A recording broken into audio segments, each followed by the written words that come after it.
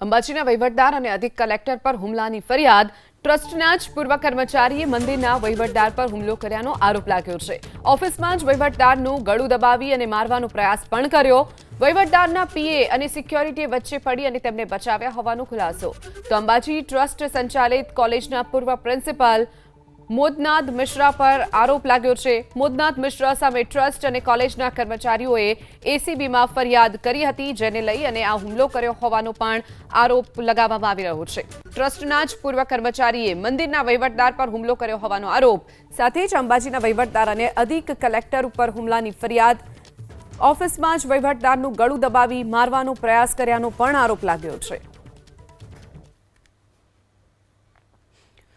અંબાજીના વહીવટદાર અને અધિક કલેક્ટર પર હુમલાની ફરિયાદ ટ્રસ્ટના જ પૂર્વ કર્મચારીએ મંદિરના વહીવટદાર પર હુમલો કર્યાનો આરોપ લાગ્યો છે।